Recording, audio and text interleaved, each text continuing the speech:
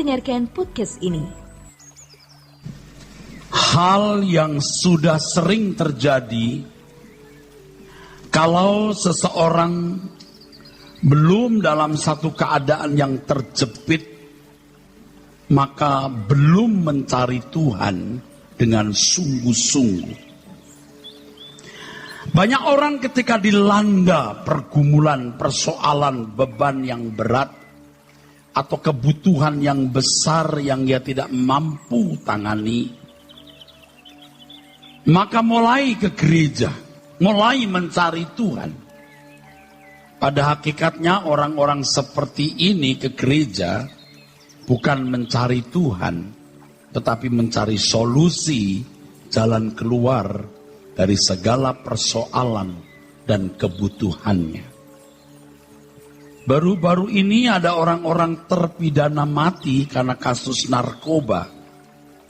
Sebelum menghadapi eksekusi, mereka mulai bersungguh-sungguh beribadah mencari Tuhan. Bagi orang Kristen, ada yang mulai rajin kebaktian dan menyanyikan lagu-lagu rohani. Perubahan mereka yang drastis tersebut selalu dianggap sebagai pertobatan yang benar dan murni. Apakah benar demikian, saudaraku? Fenomena seperti ini ada dalam kehidupan sebagian masyarakat Kristen sehari-hari. Jadi kalau ada masalah yang berat, kebutuhan yang mendesak, lalu mereka mulai mencari Tuhan. Hampir setiap hari bisa datang ke gereja. Kebaktian umum hadir. Pendalaman Alkitab hadir. Kebaktian doa hadir. Menara doa ada. Walaupun dia pria, kebaktian kaum ibu pun dihadirinya.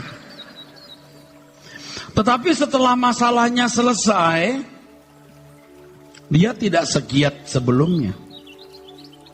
Memang dia mulai menjadi anggota gereja.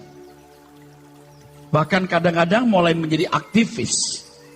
Tetapi berhenti bertobat dan merasa sudah bertobat. Padahal pertobatan itu bukan satu titik, saudara, tapi garis panjang. Bukan seperti dot satu titik, tapi linear, garis panjang. Pertobatan itu sebenarnya juga berjenjang, saudara. Kalau orang sungguh-sungguh bertobat dan terus setia dalam pertumbuhan, maka pertobatannya akan semakin berkualitas. Memang bisa dimulai pertobatan karena kebutuhan jasmani. Kebutuhan jasmani, saudara. Tuhan juga pakai masalah-masalah hidup menggiring orang-orang pilihan ke gereja. Setelah itu bisa bertumbuh menjadi kebutuhan moral. Ini tingkat yang lebih tinggi. Kebutuhan moral. Tetapi yang paling tinggi adalah kebutuhan batin. Di mana seseorang merasa tidak bisa dibahagiakan lagi oleh apapun selain Tuhan. Orang yang merasa dan menyadari ada rongga kosong dalam jiwanya yang hanya bisa diisi oleh Tuhan.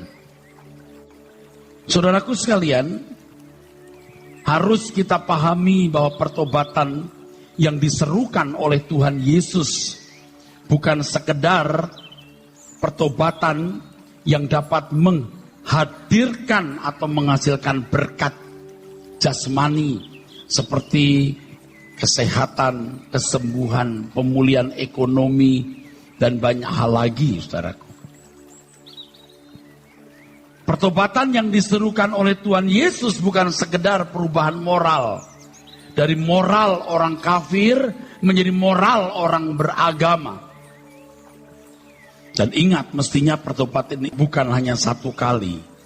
Pertobatan dari bahasa aslinya metanoia, yang artinya perubahan pikiran.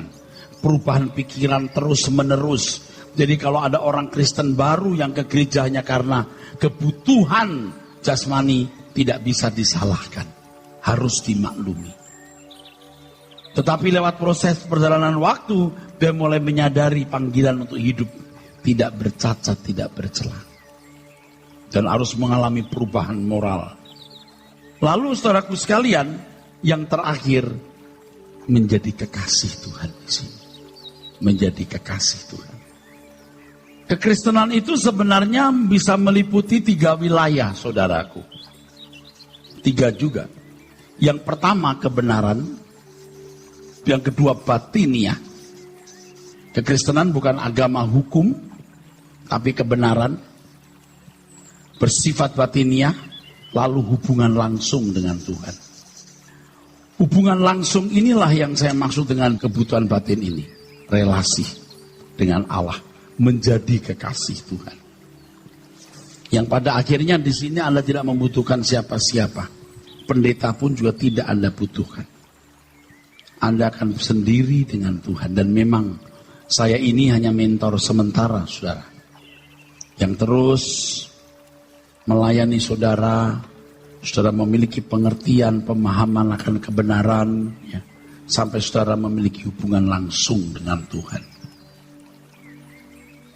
Sejak manusia jatuh dalam dosa dan kehilangan kemuliaan Allah, manusia tidak berkeadaan yang bisa mengimbangi Tuhan. Manusia tidak mampu membangun hubungan yang harmoni atau ideal dengan Allah. Seruan pertobatan yang disampaikan oleh Tuhan Yesus itu adalah seruan agar manusia dapat menemukan relasinya dengan Allah sebagai kekasihnya. Sebagai kekasih dalam hubungan antara bapak dan anak. Allah sebagai bapak.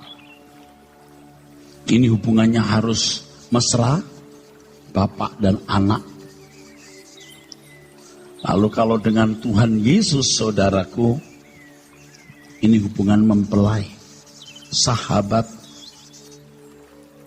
Dan setiap saudara harus memiliki atau sampai pada level ini.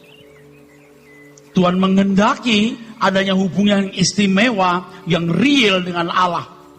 Dalam hal ini, saudaraku sekalian, manusia dapat ditempatkan di tempat yang seharusnya manusia itu berada,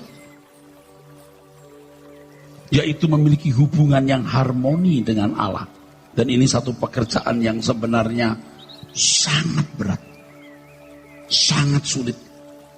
Sebab manusia sudah terlanjur terikat dengan berbagai kesenangan-kesenangan dunia. Jadi pada umumnya pertobatan yang didorong oleh kebutuhan jasmani tidak melahirkan atau tidak menciptakan hubungan istimewa antara dirinya dengan Tuhan secara pribadi. Sebab pada waktu orang ke gereja karena punya masalah, orang-orang seperti ini sebenarnya masih menjadikan dunia itu kekasihnya. Tuhan hanya menjadi alat untuk itu. Tuhan menjadi sarana untuk meraih itu.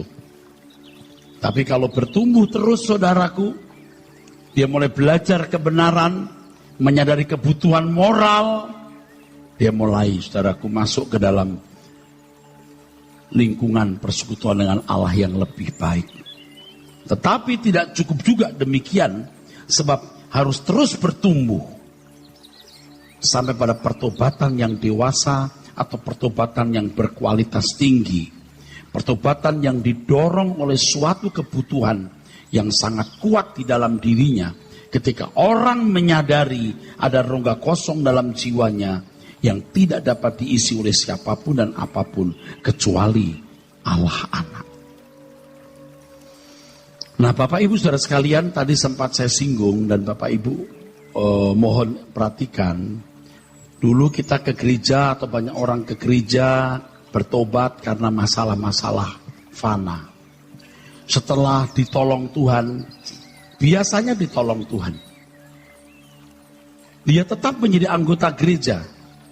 Ya, tidak sedikit yang kemudian mundur karena sudah merasa dapat pertolongan dari Tuhan.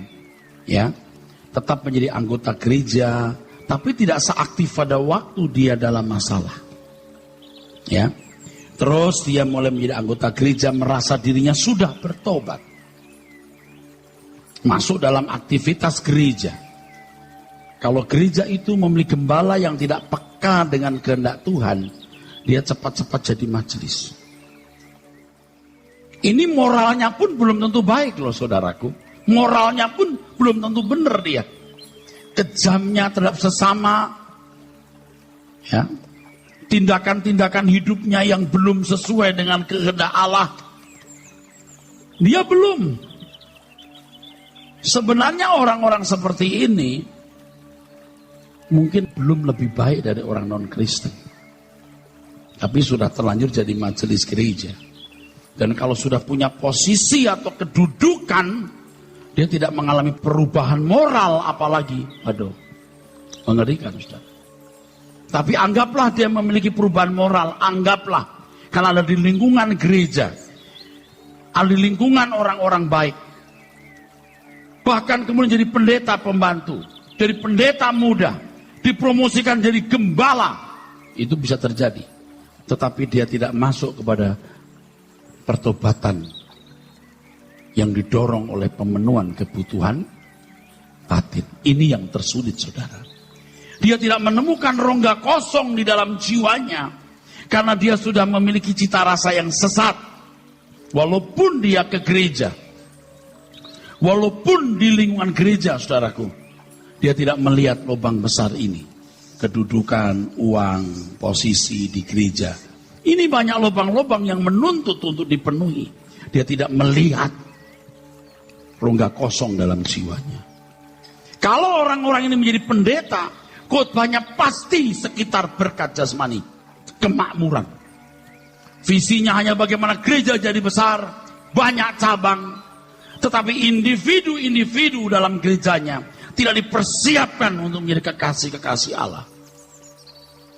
Dan orang pun tidak pernah mengerti bahwa ada pertobatan yang berkualitas tinggi. Ingat, pertobatan karena didorong kebutuhan jasmani, pertobatan didorong oleh kebutuhan apa? Moral, ini juga banyak, tetapi didorong oleh kebutuhan batin, adanya rongga kosong dalam jiwanya. Tidak. Sampai level ini sedikit, saudaraku.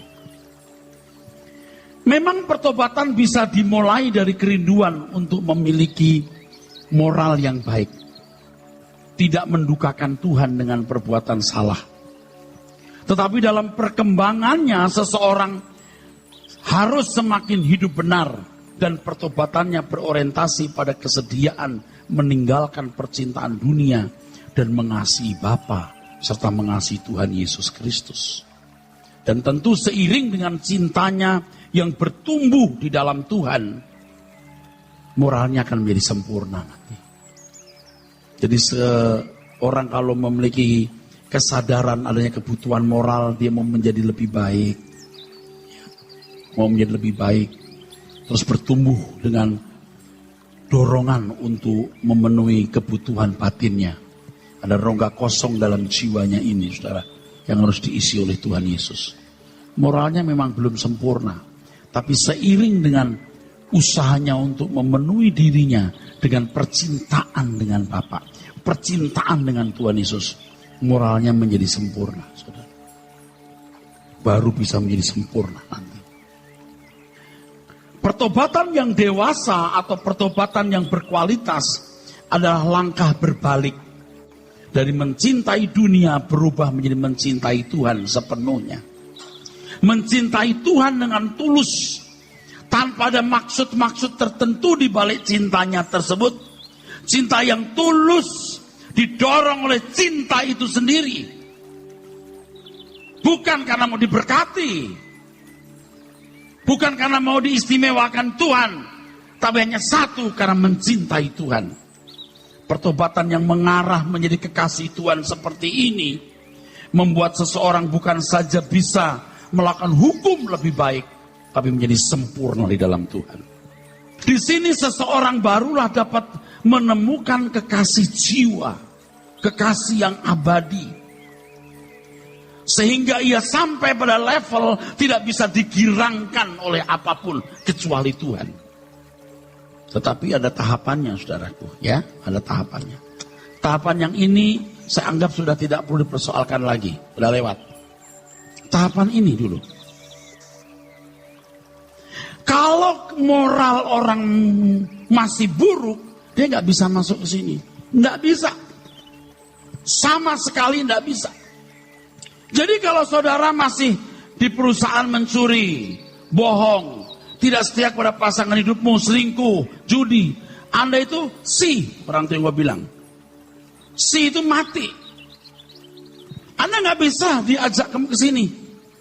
Kalau moral umummu saja sudah tidak benar, Anda nggak bisa masuk ke sini. Nggak bisa. Sama sekali nggak bisa. Tapi kalau Anda bertumbuh terus di sini, saudaraku, bertumbuh terus dalam moral. Kalau saudara mulai merasakan kehausan akan Tuhan, dan Anda mengisi batinmu dengan Tuhan, nanti saudara akan bisa sempurna. Jadi moral kita harus benar dulu. Pertobatan itu setiap hari, saudaraku. Yang ngomongnya sembarangan, yang tidak jujur, harus dibenahi terus. Harus mengalami pembenahan terus. Bapak Ibu harus tahu ya, ketika Tuhan Yesus memberitakan Injil pada zaman penggenapan, orang-orang Yahudi itu orang-orang santun yang beragama. Santun beragama. Beda sekali dengan kondisi orang-orang Yahudi sebelum Masehi. Ini begini saudaraku. Kalau ini salib ya saudara. Ini tahun 722 sebelum Masehi. Israel utara runtuh. 786 sebelum Masehi. Israel selatan runtuh. Tahun 160 sebelum Masehi, Roma masuk Palestina dan menjajah Israel di sini. Orang-orang Yahudi di zaman itu sudah kapok melihat nenek moyang mereka ratusan tahun tidak punya negara, terhina, kapok. Maka saudara kalau membaca Alkitab Perjanjian Baru, tidak ada berhala lagi. Nggak seperti zaman-zaman hakim-hakim, zaman raja-raja, bejat. Mereka sudah santun, saudaraku. Taurat dipelajari di sinagog-sinagog. Secara agama ini moralnya bagus, tetapi legalistik. Artinya melakukan hukum sesuai dengan bunyinya. Maka muncullah Yohanes, siapa? Pembaptis. Untuk supaya umat Israel jangan legalistik beragamanya. Legalistik itu artinya melakukan hukum sesuai dengan bunyinya. Tapi tidak memenuhi nafasnya. Maka mulai dimunculkan Yohanes Pembaptis. Tuhan mengirim Yohanes Pembaptis yang Alkitab katakan sebagai mempersiapkan jalan bagi Tuhan Yesus. Legalistik itu artinya melakukan hukum sesuai dengan bunyinya. Di zaman Yohanes Pembaptis, sebelum Tuhan Yesus memulai pelayanannya, saudaraku, orang-orang yang dibaptis itu hanya orang non-Yahudi yang masuk agama Yahudi. Orang Yahudi tidak dibaptis. Orang non-Yahudi yang masuk agama Yahudi disebut orang proselit. Tapi Yohanes Pembaptis ini memang gila. Dia berkata semua dibaptis. Coba. Ini kan gila bener tuh. Maksudnya tunjukkan buah pertobatan. Ahli Taurat, orang Farisi, pemimpin agama datang. Ular beludak. Begitu loh. Menggila. Herannya, ajaibnya orang-orang Israel mau dibaptis. Orang Yahudi termasuk. Setelah dibaptis, mereka itu semua berbondong-bondong ikut Tuhan Yesus. Karena Yohanes Pembaptis akhirnya suruh dan dipenggal kepalanya oleh Herodes. Tuhan Yesus yang meneruskan pelayanan Yohanes Pembaptis. Pelayanan Yohanes Pembaptis itu diteruskan oleh Tuhan Yesus. Jadi Tuhan Yesus pada mulanya itu menyerukan suara pertobatan seperti Yohanes Pembaptis. Lalu membaptis. Tapi yang baptis itu bukan Tuhan Yesus, tapi murid-muridnya. bukan Tuhan Yesus. Jadi orang Yahudi dari jahat, legalistik, lalu menjadi baik oleh Yohanes Pembaptis. Setelah ini hadirlah Tuhan Yesus dengan membaptis dengan Roh. Tuhan Yesus tidak membaptis, yang membaptis murid-muridnya. Karena Tuhan akan membaptis dengan Roh. Maksudnya apa, saudara? Nah, balik ke sini. Agama Kristen itu kebenaran, batiniah, hubungan langsung. Orang-orang non-Yahudi yang dibaptis, itu harus punya komitmen menjadi orang Yahudi. Dengan cara hidup orang Yahudi. Zaman Yohanes Pembaptis bukan hanya orang non-Yahudi yang dibaptis, tapi juga orang Yahudi juga dibaptis. Untuk menghasilkan buah-buah pertobatan.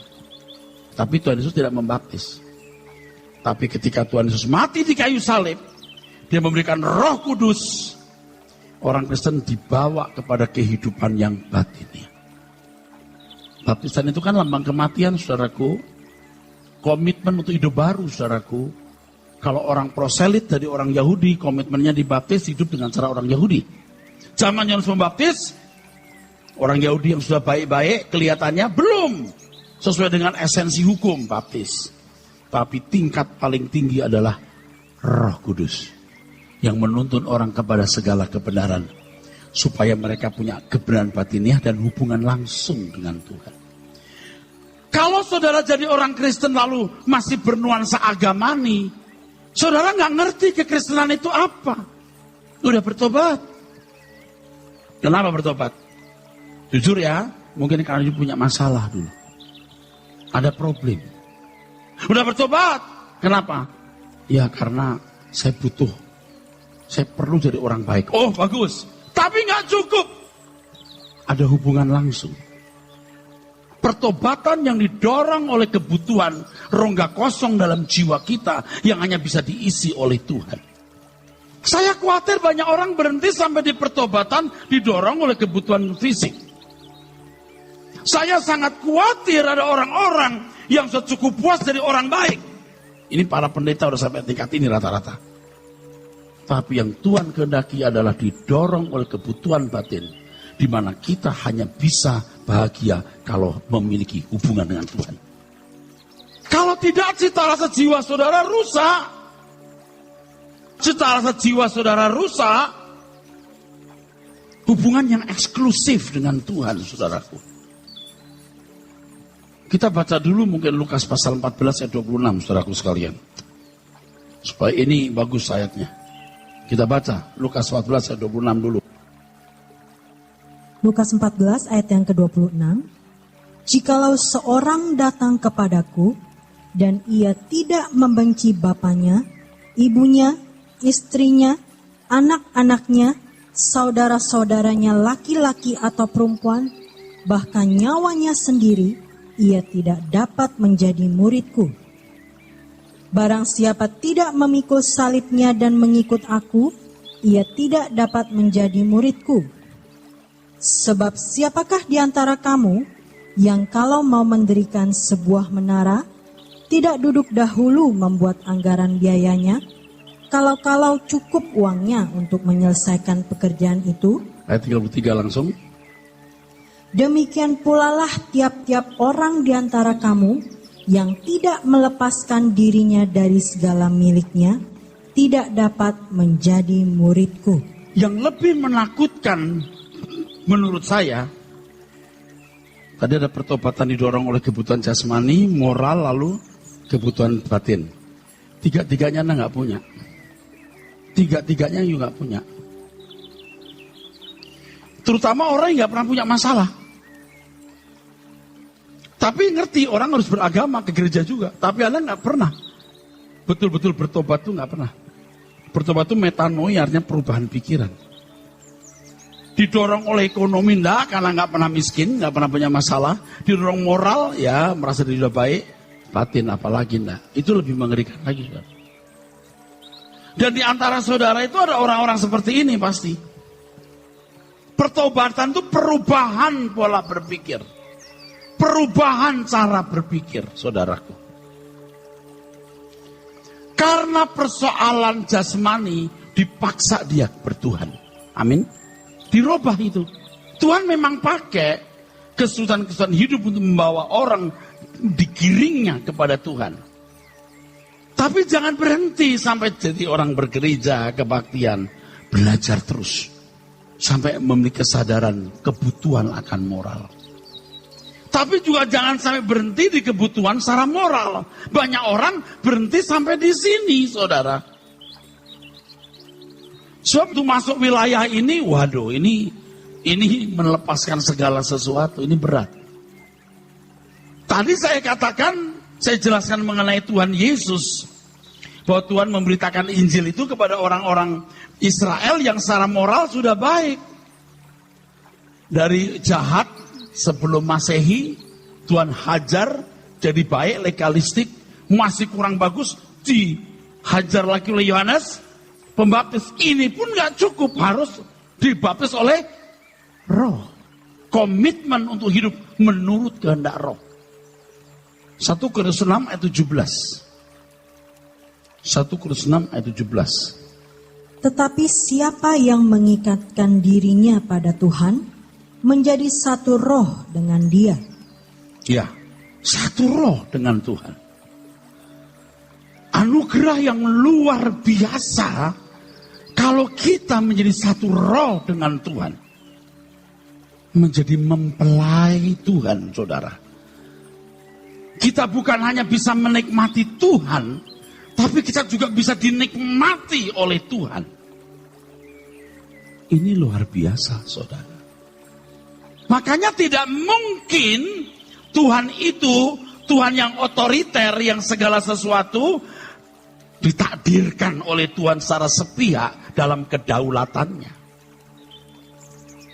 Tuhan pasti memberi kehendak bebas kepada manusia.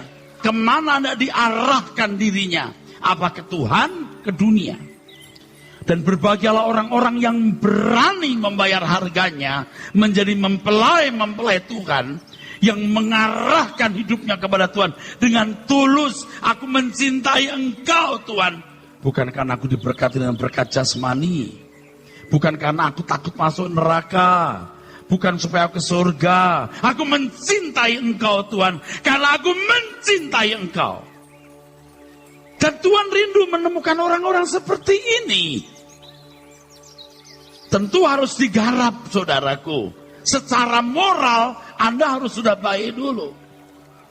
Kalau secara moral umum sudah nggak baik, matian di situ. Kita punya satu kali kesempatan hidup. Kenapa kita tidak menjadi orang yang benar-benar istimewa untuk Tuhan? Kita punya kesempatan untuk itu, saudara. Dan memang proyeksinya orang Kristen itu kan proyeksinya begitu, saudaraku. Karena kebenaran, batinnya hanya lurus, lalu memiliki hubungan langsung. Saya dalam doa suatu kali, saudaraku sekalian, di kaki Tuhan, di hadapan Tuhan beberapa jam, saya merenung, saudaraku. Memang saya sedang memperkarakan bagaimana perasaan orang kalau sudah tidak punya waktu lagi. Artinya sudah mati. Dan saya mendapat jawaban, banyak orang akan ingin balik hidup dan mengisi harinya. Saya merenung pula, saudara. Saya membawa diri saya kepada keadaan di ruang ICU, di mana mulut dikasih selang pralon itu. Ini diberi alat macam-macam, ngik, bantuan napas ya. Atau kita sedang ada di 40.000 kaki di atas permukaan laut, pesawat yang terguncang oleh turbulence yang bisa miring 45 derajat. Gimana perasaan waktu itu?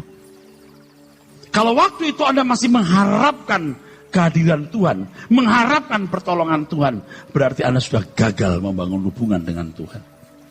Ketika di ruang ICU, di ujung maut, saudaraku sekalian, Anda mengharapkan pertolongan Tuhan, mengharapkan kehadiran Tuhan, saudara sudah gagal menemukan Tuhan. Anda belum menemukan Tuhan. Mestinya pada waktu itu Anda sudah tidak lagi mengharapkan kehadiran Tuhan, karena Tuhan sudah bersamamu. Sudah bersamamu. Orang tidak mempersiapkan diri dengan serius. Hari ini hubunganku dengan Tuhan itu cun banget nggak? Melekat bener nggak? Enggak. Nanti deh kita berseru. Itu saudara. Ada seorang ibu-ibu encim-encim saudaraku. Ya ibu-ibu lah ya, sederhana bener. Dia pergi ke Australia di pesawat terbang, dia cerita. Waktu goyang-goyang dia bilang gini. Aduh saya goyang-goyang, lalu berkata, aduh ya Pak Eras, gimana Pak Eras? Loh kok saya dipanggil loh saudara. Saya ini hanya mentor yang membawa saudara mengenal Tuhan dan menemukan Tuhan. Hubungan langsung saudaraku. Makanya tiap hari harus bersekutu terus. Jangan di ujung maut baru, ya Tuhan tolong di mana kau. Saya ini mengajak saudara untuk punya hubungan langsung. Pertobatannya bertahap, betul nggak ya? Makin berkualitas, akhirnya kalau saudara mencari Tuhan bukan karena berkat jasmani, bukan karena apa. Karena Anda mencintai Dia. Karena rongga kosong dalam jiwanya, dalam jiwamu hanya bisa diisi oleh Tuhan. Itu maksudnya saudara. Kebaktian seperti ini kan hanya sarana. Jangan Anda berpikir kebaktian seperti ini bisa menggantikan interaksi langsungmu dengan Tuhan.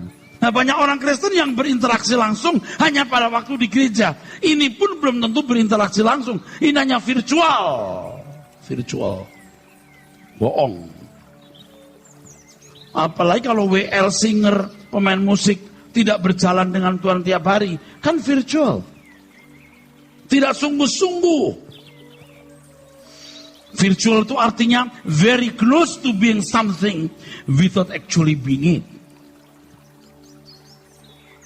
Very close to being something without actually being it.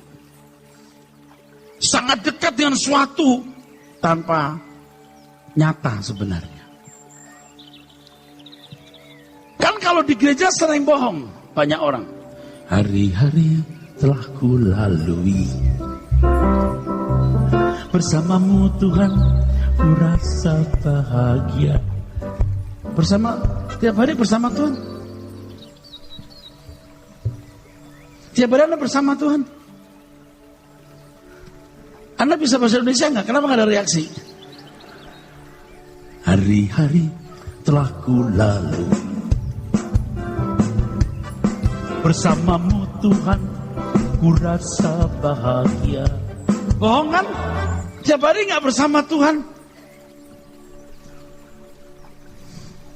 Nah, harus ada pelayan jemaat atau pendeta yang berani ngomong, you bohong.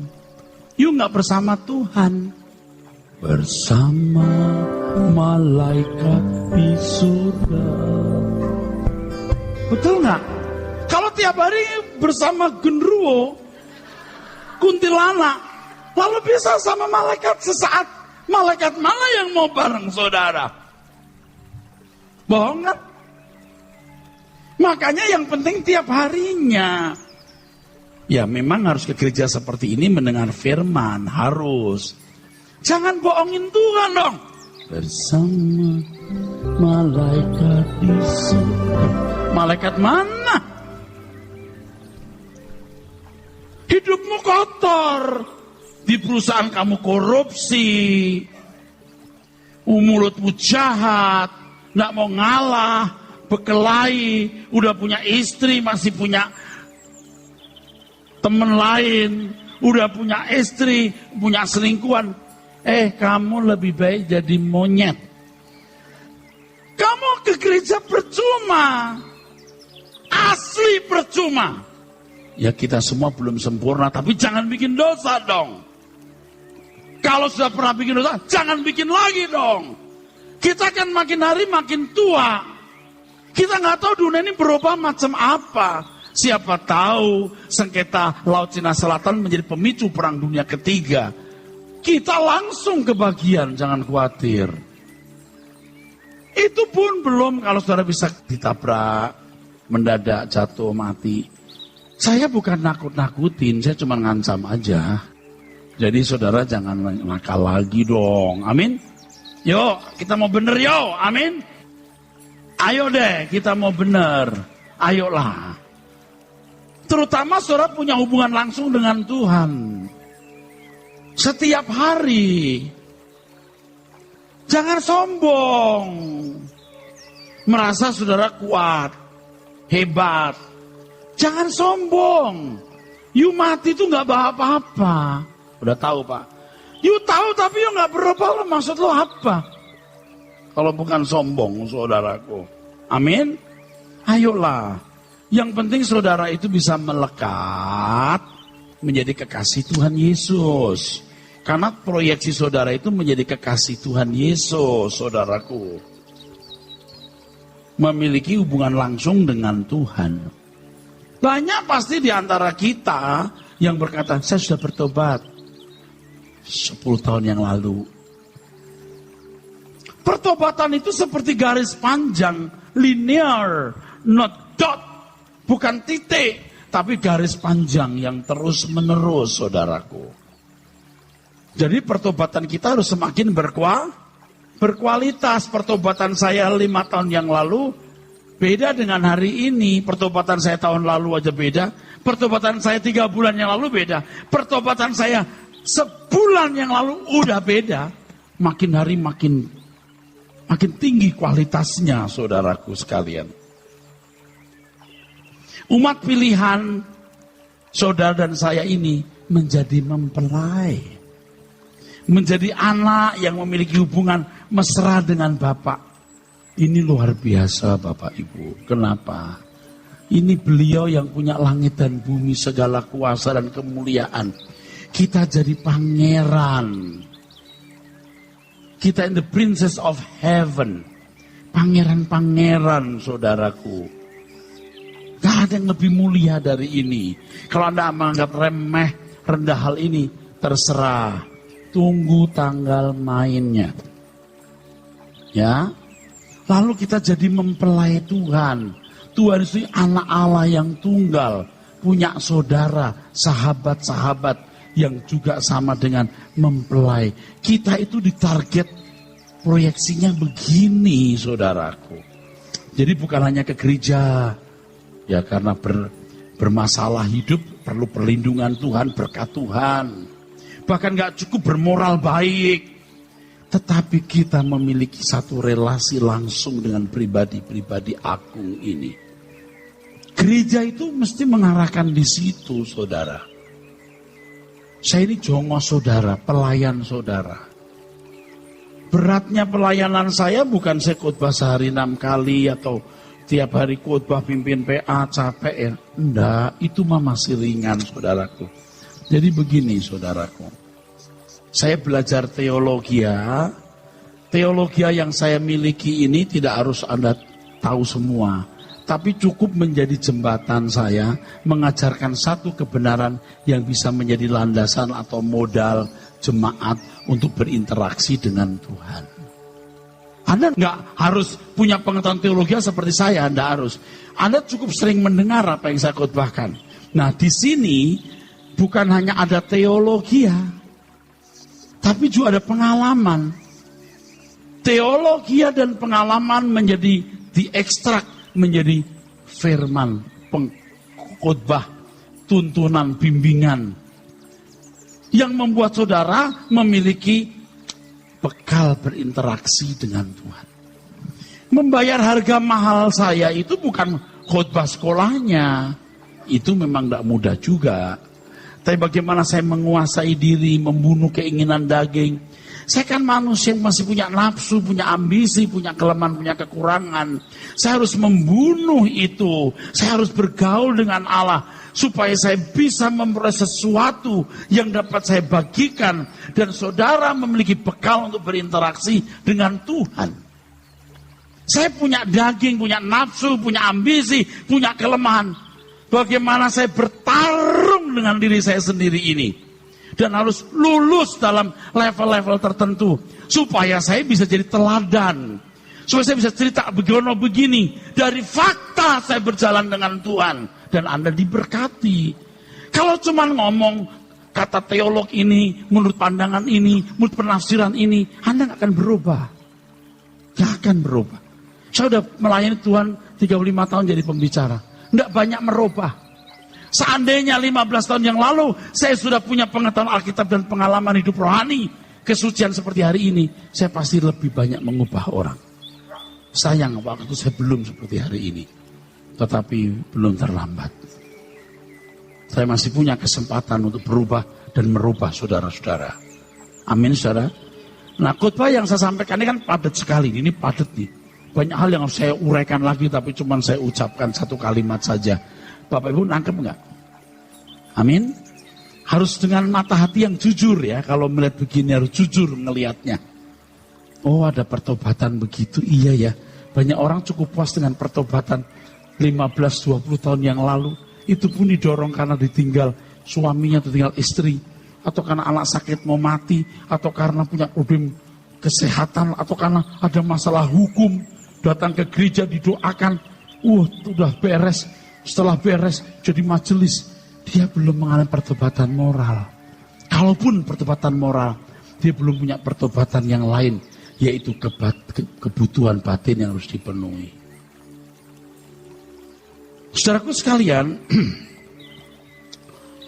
kita dipilih untuk menjadi seorang yang berelasi istimewa dengan Allah. Inilah sebenarnya yang dimaksud dengan iman. Iman mengacu kepada iman Abraham. Nah, sekarang saya mau jelaskan. Ini halnya juga rumit. Oke, siap saudara? Siap, amin? Semua saudara kan mengaku beriman nih. Mengaku percaya, iya. Percaya macam apa sebenarnya yang Anda miliki? Iman yang bagaimanakah? Alkitab mengatakan orang dibenarkan bukan karena melakukan hukum Taurat. Orang-orang Yahudi itu punya hukum Taurat. Saudara harus memperhatikan ini. Orang-orang Yahudi merasa punya hukum Taurat. Merasa umat pilihan. Memiliki keberagamaan yang sangat ketat dalam menjalankan ibadahnya. Mereka merasa diakui sebagai orang benar. Firman Tuhan melalui Rasul Paulus mengatakan, orang dibenarkan bukan karena melakukan hukum Taurat. Lagi pula tidak ada seorang yang bisa melakukan hukum Taurat dengan sempurna. Orang dibenarkan karena iman. Roma 4 ayat yang kedua. Roma 4 ayat yang kedua. Iman yang dimaksud adalah imannya Abraham. Amin. Nah, orang-orang Kristen main potong atau pintas saja dengan mengatakan begini, saudara. Kita dibenarkan bukan karena perbuatan, bukan karena melakukan hukum, itu benar. Tapi karena iman. Iman yang dipahami itu sekedar percaya Yesus juru selamat. Menerima karya salib, udah selamat. Kalau Alkitab mengatakan kamu dibenarkan karena iman, itu mengacu pada iman Abraham, Roma pasal 3, Roma pasal 4. Kamu dan aku harus melihat bagaimana hidup Abraham yang menerjemahkan imannya. Iman itu bukan nalar saja. Iman itu bukan hanya keyakinan di pikiran saja. Iman itu tindakan. Amin. Lihatlah Abraham yang disuruh keluar dari Ur Kasdim. Abraham meninggalkan Ur Kasdim menurut pengertian kita dulu yang pendek, karena Abraham mencari tanah, negeri yang dijanjikan Allah, yang memiliki dasar dan direncanakan oleh Allah. Tahukah saudara, kalau kita membaca Ibrani pasal 11, Abraham sampai mati tidak menemukan negeri itu. Betul gak? Tapi tidak pernah mau kembali ke Ur Kasdim. Berarti Abraham memang tidak menjadikan negeri itu nomor 1 dalam hidupnya. Tapi ketaatannya kepada Tuhan. Ketika terjadi kelaparan, Abraham tidak kembali ke Ur Kasdim. Dia pergi ke Mesir, nyaris istrinya diambil oleh Firaun. Jadi Abraham ini menuruti kehendak Allah bukan karena negeri itu. Dia harus ganti nama walaupun belum punya anak, dari Abraham menjadi Abraham dia lakukan. Dia sudah punya anak, suruh sembelih, dia sembelih. Di sini kita menemukan kecintaan Abraham kepada Allah. Maka Abraham disebut sebagai sahabat Allah. Yakub 2:23. Ini Abraham yang memiliki iman. Tidak memiliki hukum Taurat, bro. Abraham meninggal lalu bangsa Israel. Israel memiliki Taurat. Tapi bangsa Israel tidak berinteraksi langsung dengan Tuhan. Sebab apa? Sebab yang berinteraksi langsung hanya imam. Itu pun setahun sekali. Sekarang zaman salib. Pola ini balik ke sono. Di sini ada Erastus dan lain-lain. Amin. Jangan seperti ini, bro. Yang ditekankan hukum. Berkat jasmani. Di sini yang ditekankan penurutan terhadap kehendak Allah. Apapun yang Tuhan ingini, kulakukan. Jadi sahabat Allah. Hubungan langsung dengan Allah. Banyak orang mulai menggantikan kekristenan yang sebenarnya harus mengacu pada hidup Abraham menjadi agama. Ritual, seremonial yang tadi saya katakan hari-hari telah kulalui itu jadi bohong. Jadi virtual. Bukan real, hanya fantasi. Oleh sebab itu saya mendorong Bapak Ibu untuk mencari Tuhan. Supaya iman Abraham itu juga diterjemahkan dalam hidup kita secara nyata. Kalau kita anak-anak Abraham, kita memiliki gaya hidup seperti Abraham. Firman Tuhan mengatakan bahwa kita dibenarkan karena iman. Iman adalah tindakan. Dan Abraham menunjukkan tindakan dari seorang yang beriman itu. Seakan-akan Tuhan mau menunjukkan begini, saudaraku sekalian, ini loh yang benar. Nah, Bapak Ibu saudara sekalian, perhatikan lagi ke saya. Abraham itu sahabat Allah. Katakan amin. Allah yang mana? Elohim. Oke, bro. Elohim.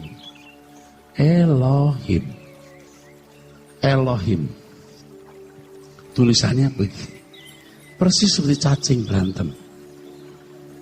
Tapi Elohim ini siapa? Karena kata ini juga bisa digunakan oleh orang-orang kafir.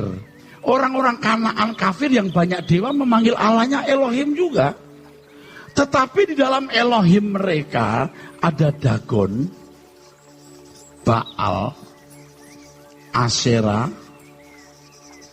Asitoret, dan lain-lain.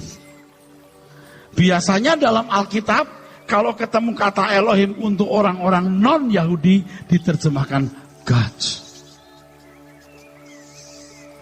Tapi kata yang sama, kalau dikenakan untuk Israel, bahasa Inggris menerjemahkan God. Nggak adil ya. Ini diterjemahkan dengan premis atau asumsi. Kata yang sama kok diterjemahkan ini, yang lain ini. Nggak adil ya. Tapi sebenarnya begitu tuh. Karena sudah dengan asumsi ini. God. Kalau mau adil begini. Ajaibnya, kalau untuk Allah agama lain banyak dewa. Tapi Israel cuma satu nama. Yahweh. Elohim juga, jamak juga. Tapi namanya cuma satu. Yahweh. Siapa ini? Di perjanjian baru kita tahu. Bapak dan anak. Amin. Lalu siapa yang menjumpai Abraham di kemahnya? Siapa yang bergaul dengan Abraham? Yang waktu Allah mau menghukum Sodom Gomora, dialog berdua. Siapa? Tuhan Yesus. Amin. Tuhan Yesus. Yesus sahabat Abraham, Abraham sahabat Allah anak ini. Sekarang kita jangan balik ke bangsa Israel yang hanya imamnya saja bisa ketemu setahun sekali. Kita balik ke zaman Abraham yang bisa bergaul dengan Allah. Jadi mempelai Tuhan dari sahabat Allah. You and I. Hidupku harus dicurahkan habis untuk nyari Tuhan ini, saudaraku. Makanya pembaharuan pikiran terus. Jangan berhenti. Sampai ke titik pertobatan yang berkualitas. Dari perubahan pikiran karena aku membutuhkan Tuhan mengisi jiwaku. Bukan karena berkatnya mengisi hidupku, itu dulu. Bukan hanya moralku yang jadi baik. Sebab kalau aku bersekutu dengan Tuhan, Dia mengisi kehausan jiwaku, maka aku menjadi sempurna. Moral kita pun jadi sempurna. Kenapa? Karena moral kita menjadi moral seperti moralnya Tuhan. Kita tepuk tangan, saudara. Saudara, nangkep gak saya ngomong apa ini? Begitu cerdasnya Alkitab, saudaraku. Makanya kalau saudara sudah mendengar khotbah seperti ini, kalau saudara dengar khotbah yang dikit-dikit, Allah baik, luar biasa. Allah sudah baik dari dulu, dari sononya. Lu baik belum? Tuhan, aku percaya padamu. Saudara begitu? Aku percaya. Percayamu ini sesuai dengan keinginannya enggak? Percaya seperti yang Dia ingini enggak? Nggak tahu kan? Tuhan, aku mencintaimu. Cinta macam apa yang kau miliki, diterima enggak? Jangan bertepuk sebelah tangan dong. Makanya Anda harus punya waktu ketemu Tuhan dan merasa, Tuhan, di hadapanmu, aku ini sudah berkenan belum? Engkau sudah mencicipi aku enggak? Aku manis atau pahit atau asam? Kita serius dong, Pak. Jangan virtual dong. Anda ngerti saya ngomong apa ini, saudaraku? Sekarang saudara punya hidup hanya 3 ini saja. 1, wilayah hidupmu cuma 3, jangan lebih. 1, urus keluargamu. 2, cari duit, usahamu. 3, gereja. Jangan ada urusan lain. Semua kita harus fokus. Dan kalau gereja ini milik gereja yang terakhir, kita fokus habis untuk mencari Tuhan di sini sampai kita ketemu Tuhan, sampai nggak butuh Erastus lagi karena masing-masing pulang sendiri. Jangan ada masalah, Pak Eras, gimana Pak Eras? Saya di mana, you di mana? Emangnya gue Tuhan dipanggil-panggil? Amin, saudara.